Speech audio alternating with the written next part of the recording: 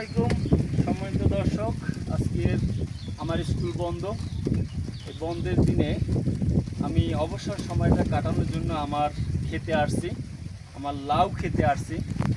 অনেক সুন্দর লাউ গাছ হয়েছে বন্ধুরা, দেখেন। কিন্তু দুঃখের বিষয় হচ্ছে আমার লাউ গাছে জঙ্গল হয়ে গেছে, প্রচুর জঙ্গল হয়ে গেছে।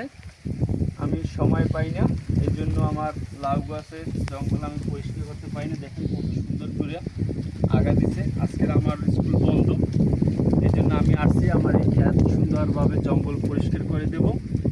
সুন্দরভাবে জঙ্গল পরিষ্কার করে দিলে লাউ গাছগুলো সুন্দরভাবে ওরা বাইতে পারবে। আমি লাউ গাছে মাছা দেই নেই, বা জাহা বলে আমাদের দক্ষিণ অঞ্চলের মানুষ। জাহা না দিলেও সমস্যা নাই, কারণ জায়গাটা হচ্ছে উঁচু জায়গা, খালপাড়ে উঁচু জায়গায় যদি জাহা ছাড়া মাছা ছাড়া লাউ গাছ আরও ভালো পায়। কারণ লাউ গাছ প্রত্যেক গিরে গিরে, দেখেন গিরে গিরে শিকড় দেয়।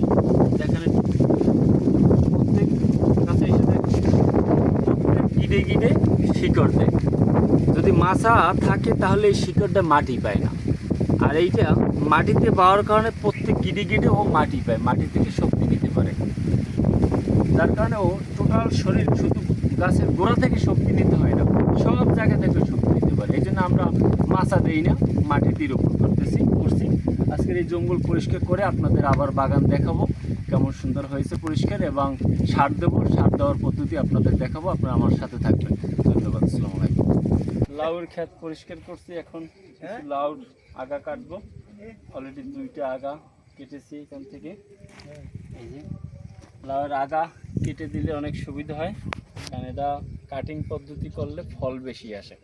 কারণ লাউয়ের যদি আগা না কাটেন তাহলে ও অনেক বাইতে থাকবে, ফল কম হবে। কিন্তু আমি এই যে কেটে দিছি, কেটে দেওয়ার পর এখান থেকে আবার কোর জ্বালাবে। এটা কি 3G কাটিং না 4G কাটিং? না, এটা ফার্স্ট কাটিং চলতে আছে। এরপর এখান থেকে আবার আগা বের হবে, সেই যে 5-7 পাতা হয়ে গেলে সেটা মাথা আবার কাটতে হবে।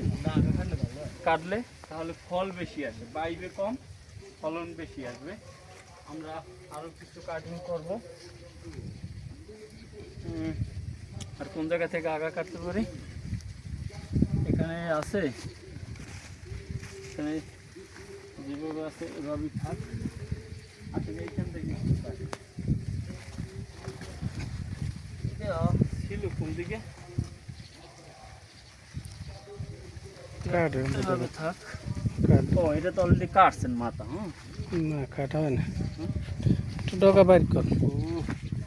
এটা তো গেছে নষ্ট, মানে কি হইবে নেই। হ্যাঁ, একবার নষ্ট হয়ে গেছে।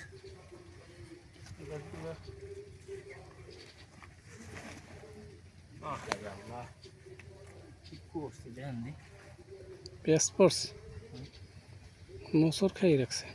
দেখেন যে কাটতে দিই। আল্লাহ, না না না না না না হ্যাঁ, না না, কাম হইবে না। আহা, ওই যা আছে ওই থেকে আবার কোর জ্বালাবে।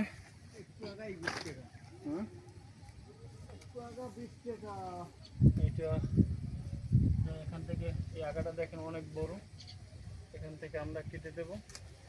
কেটে দিলে গোড়া থেকে আবার টিংড়ি জ্বালাবে। টিংড়ি জ্বালানোর পরে এই যে দেখেন বন্ধুরা, আমরা অনেকগুলো শাক কেটেছি। ধন্যবাদ সকলে, ভালো থাকবেন।